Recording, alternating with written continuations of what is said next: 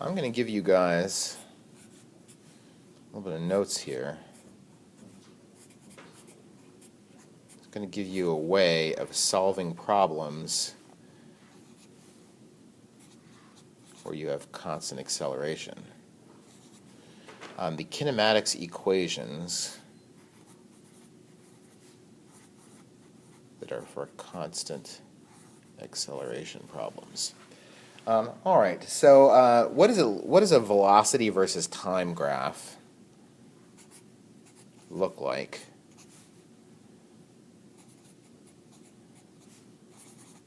With constant acceleration.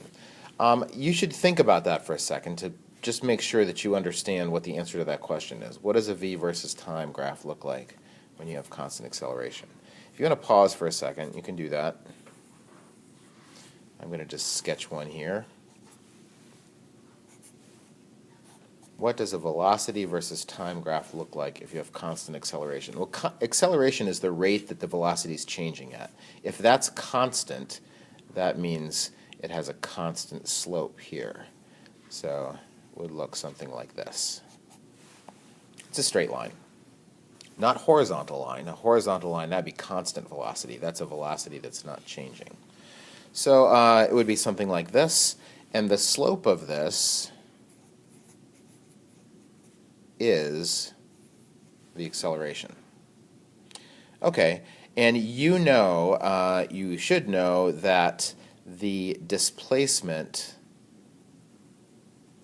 if you want to know what displacement is, the displacement is the area under this.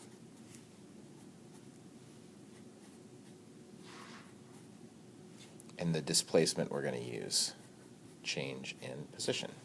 That's how we symbolically refer to the displacement.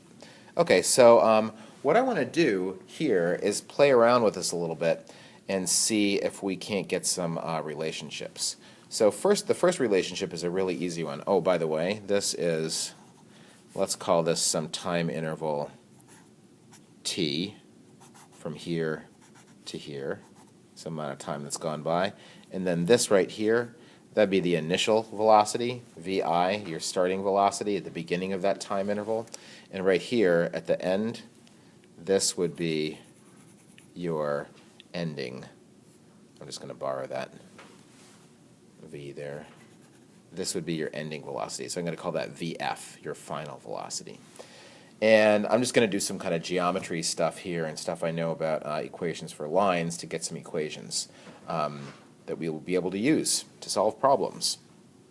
First one is just what's the equation for this line? Well, think y equals mx plus b, but write down the right stuff.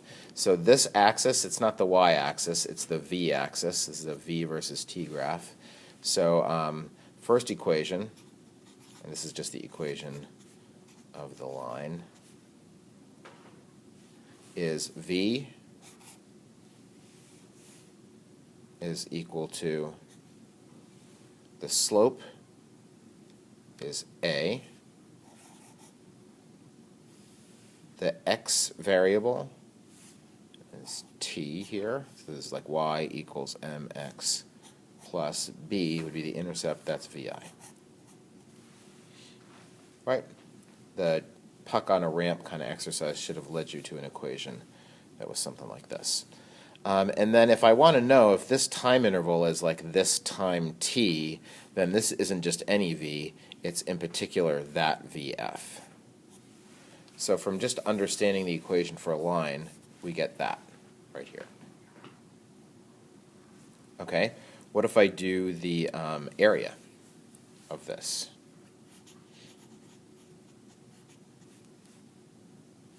Well, area is equal to the displacement, delta x. So let's see if I can find the area.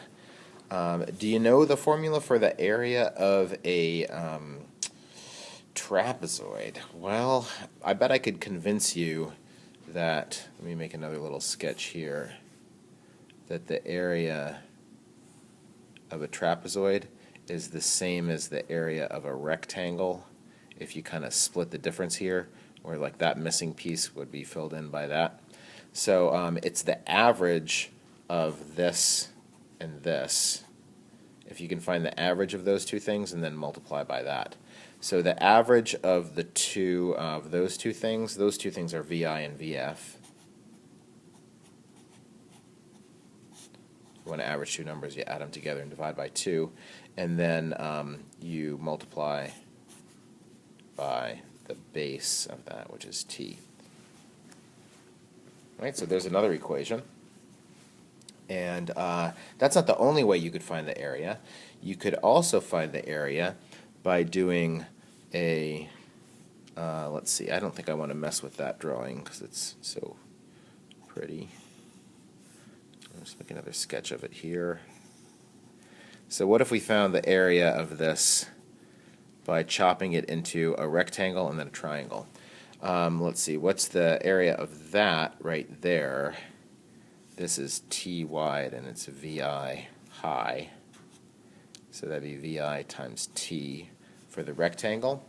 And then this here is also t wide. It's a triangle, so I'd have to do like 1/2 base times height. But I don't know what this height is. You could do VF minus VI there, but I think that's just going to get you back to this equation. There's another way to figure out what the height of this is.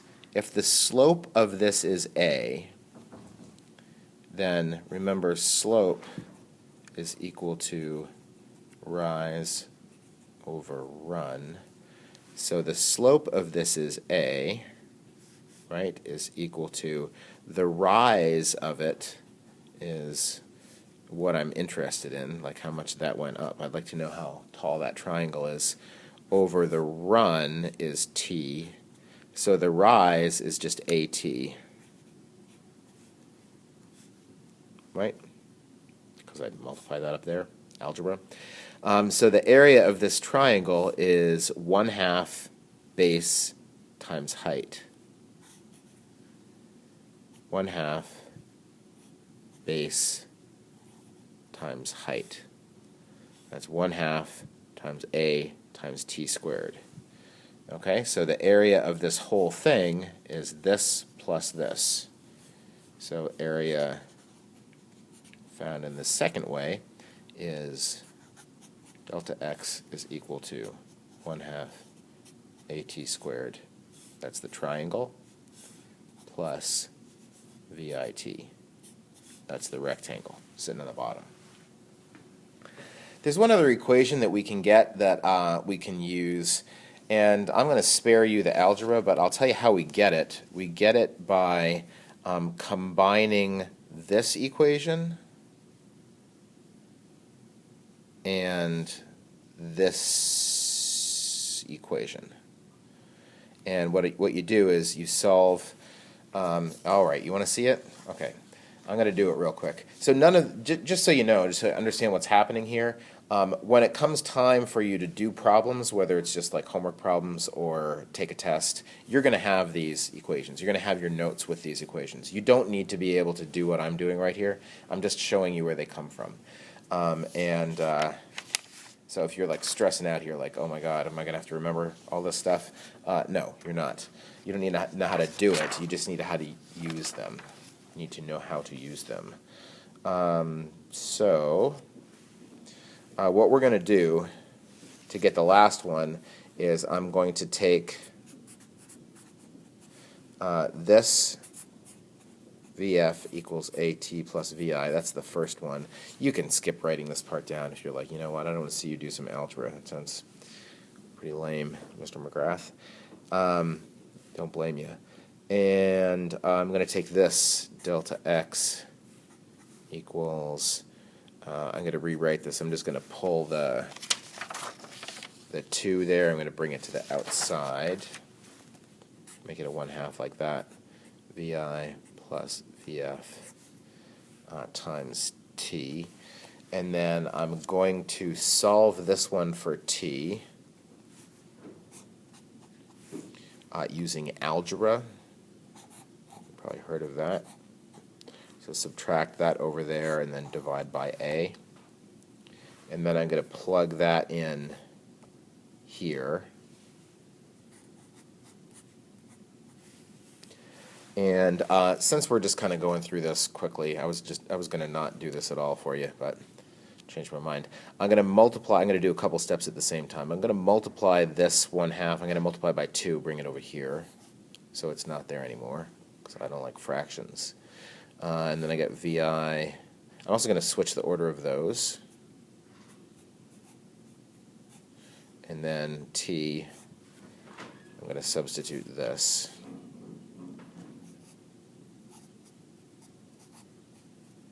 But in the same step, it's over A, but I don't want that to be on the bottom, really. So I'm going to multiply the A on the bottom up to the other side. I'm going to put it here. Okay, so I shortcutted a little bit of algebra there, but that should all be good. And then that gives you here 2A delta x is equal to, then this is like the difference of two squares, this plus this times this minus this. That's a VF squared minus VI squared. And then finally, the way that we usually see it is with this added to the other side. So there's another equation. So there's 4 equations.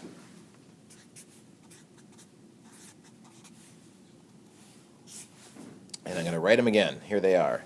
There's VF equals VI plus AT. And there's delta x is equal to 1/2 VI plus VF times T. And there's delta x equals 1/2 AT squared plus VI T. And there's this one, VF squared equals VI squared plus 2A delta x. So here's a question. How the heck are you supposed to know if there's 4 of these things, which one you should be using? Well, I want you to notice here that there's 1, 2, 3, 4. This one does not have a delta x. There's 5 different variables or physical quantities here that show up in these equations. There's an initial velocity, a final velocity. There's an acceleration, a time, and a displacement. There's 5 things. And if you look carefully at each of these equations, each one of these equations is a relationship between 4 of the 5. So this equation right here, what's it missing? The easiest way to figure out which one you want is to figure out what's the variable that's missing from your problem. So missing, there's no delta x. So if you're trying to figure out what delta x is, don't use this equation because it doesn't have a delta x in it. Here, this is missing acceleration from that one. This one is missing VF.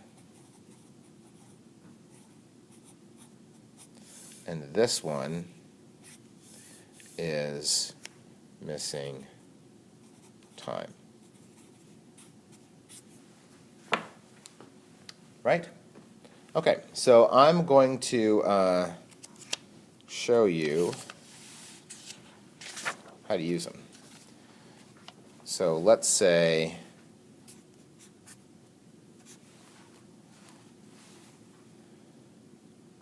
a car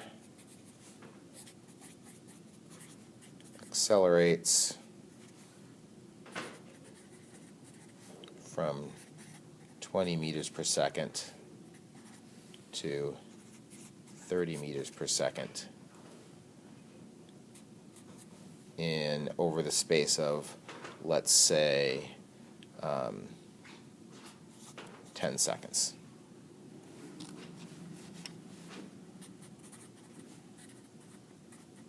How much distance does it cover?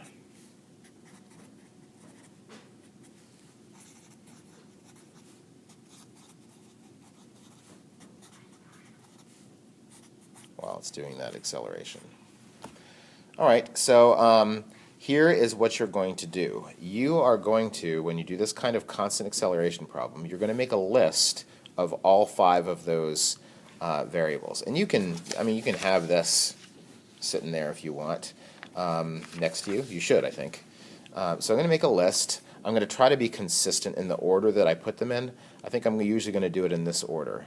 Acceleration first, initial velocity, final velocity, delta x, and time.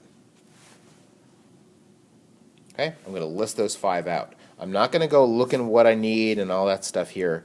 I'm just ignoring the problem. I'm going to do this every time. Okay, now I'm going to look back and see what do I know and what am I looking for. Do I know the acceleration?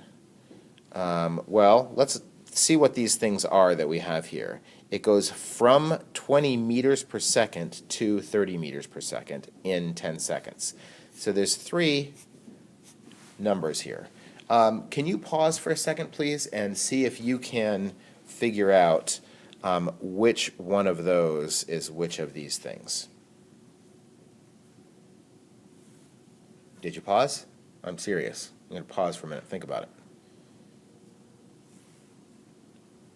Okay, I trust you. You're back.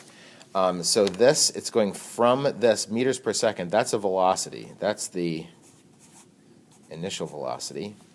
It's going from that to that. You notice that the units kind of help us figure out, not kind of help us, they totally help us figure out what we're looking at here.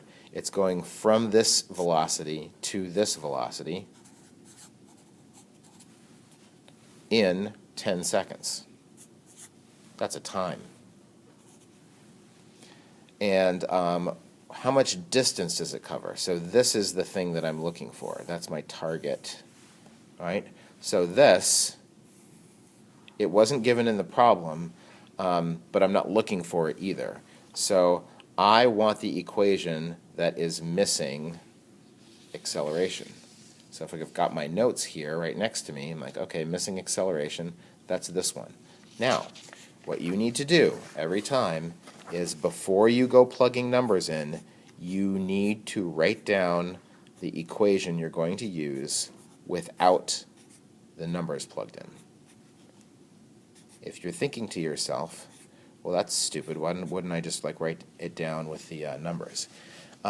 No, that would be stupid. Sorry, you're going to lose that argument every time. Let me tell you why. Because what you're trying to do here is not just get an answer, you're trying to communicate a process to someone else about what you're doing. In this case, you're trying to communicate it to me. It's not just about the number that you get as the answer, it's about the process. It's not like a showing your work thing. I hate all that, like show your work, show your work. Like, I don't want to show my work. Show your work. That's a dumb argument. It's not about showing your work, it's about communication. You are trying to communicate to me what the heck it is you're doing. And if you just start writing down a bunch of numbers, that's like scratch work that nobody really wants to see. So here, now that I have this framed out, now I can start putting these numbers in, and now it means something. It's clear to anybody who's looking at this what's going on. When I start doing the algebra here, I'm not going to write the units down on these numbers just because I want to keep the calculation a little bit cleaner. So VI is 20, VF is 30, and the time is 10. And got a calculator? Sure you do. Just be careful you use parentheses and all that. So that's it.